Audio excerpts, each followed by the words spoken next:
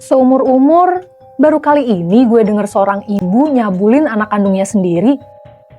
Kok tega banget ya? Bingung gue. Kalau ibu kandungnya aja udah jadi predator, apapun alasannya ya, lantas di mana lagi tempat yang aman bagi anak-anak kita?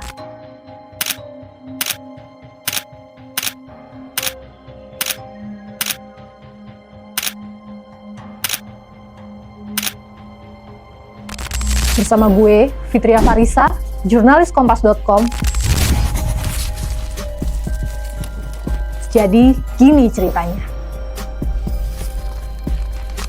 Pertengahan Juli 2023, seorang ibu berinisial R berusia 22 tahun, wah Gen Z nih, R menerima broadcast message tentang lowongan pekerjaan di Facebooknya. Pesan itu dikirim oleh akun bernama Ica Sakila. R seneng banget dong dapat tawaran pekerjaan itu. Secara dia pengangguran dan nyari uang hanya dengan mengamen. Suaminya berinisial I, berusia 24 tahun, Gen Z juga nih. Sama kayak dia.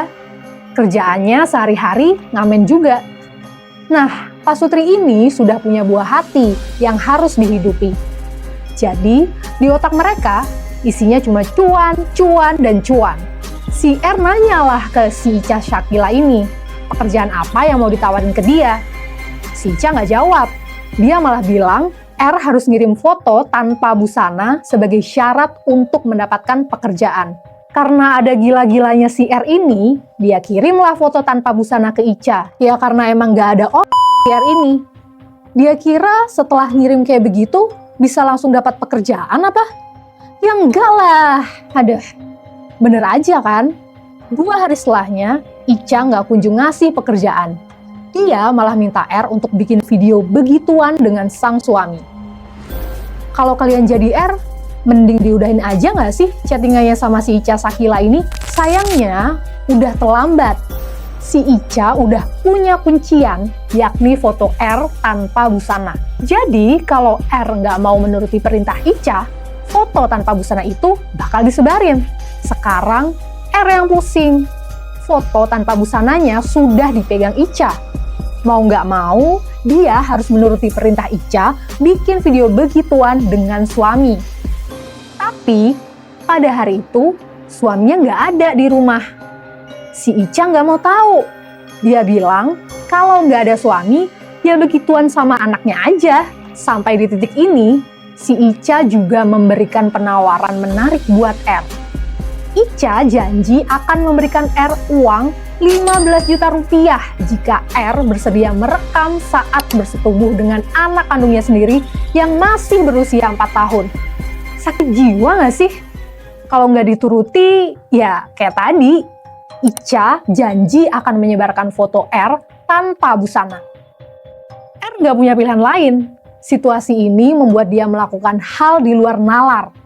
Dipenuhilah permintaan si Ica itu. Bentar, cut dulu. Mual gue.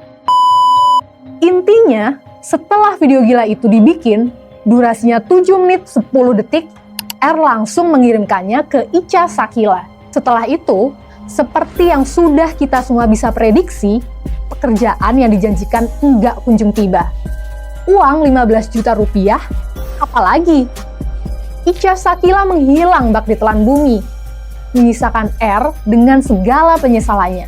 R kemudian menjalani kehidupan setelahnya dengan perasaan campur aduk.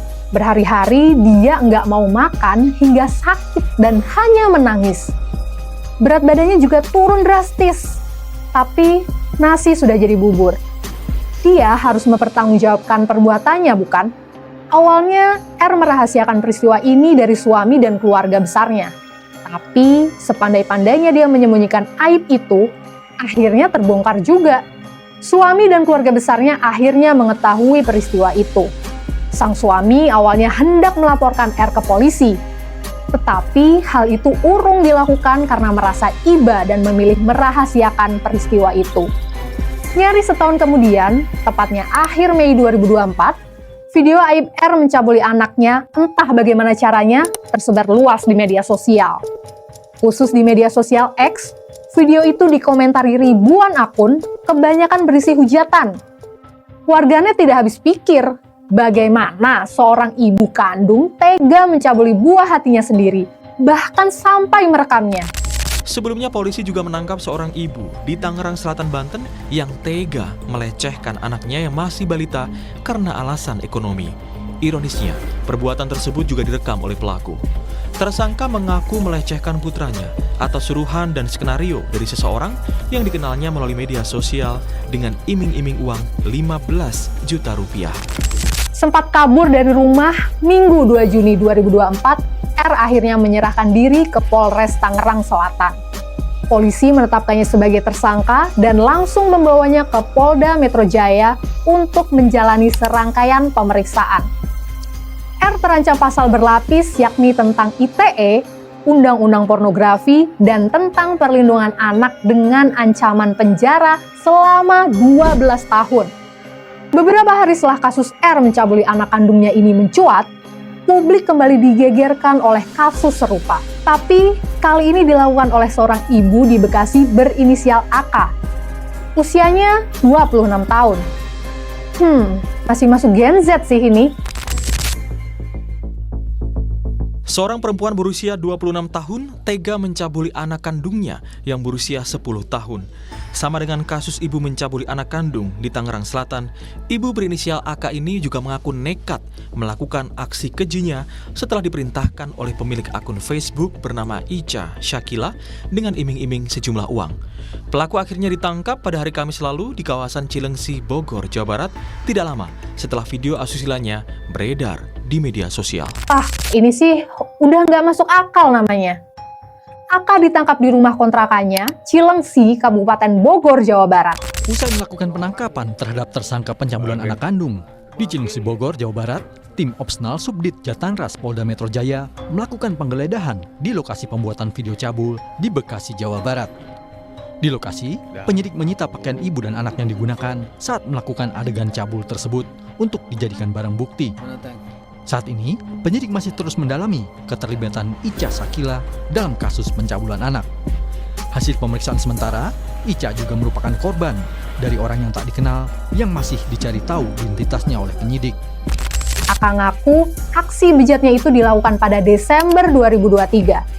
Sama kayak R, AK juga tega mencabuli anaknya atas perintah akun Facebook bernama, ya benar, Ica Syakila. Siapa sih orang di balik akun Ica Syakila ini? Mendengar keterangan dari R dan AK, polisi bergerak cepat memburu pemilik akun Ica Syakila ini. Polisi sampai berkolaborasi dengan Facebook Indonesia untuk mempercepat penangkapan.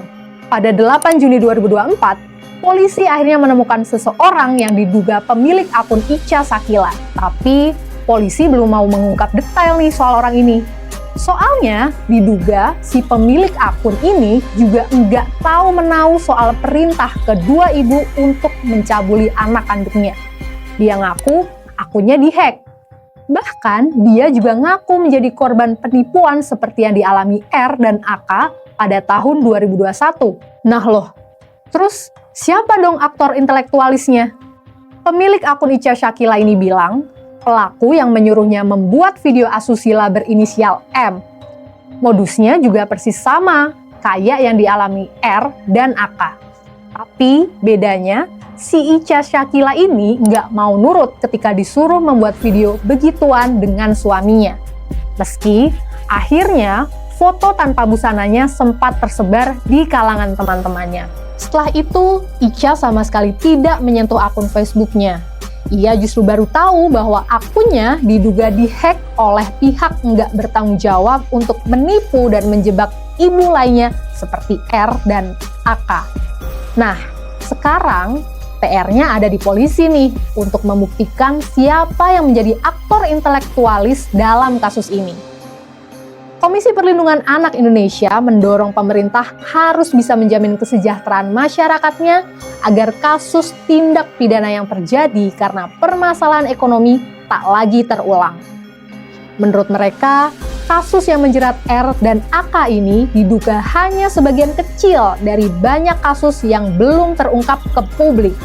KPAI meyakini masih banyak kasus pelecehan terhadap anak yang belum terungkap, terutama di daerah-daerah. banyak menghela napas ya bawain berita kayak gini. Ya, semoga anak yang menjadi korban kekerasan seksual terus mendapat pendampingan agar kondisi psikologisnya terjaga dan tidak berdampak besar bagi masa depan mereka. Kita juga harus mendorong polisi untuk mengungkap kasus ini sampai tuntas. Kalau enggak, ya harus siap dihukum publik.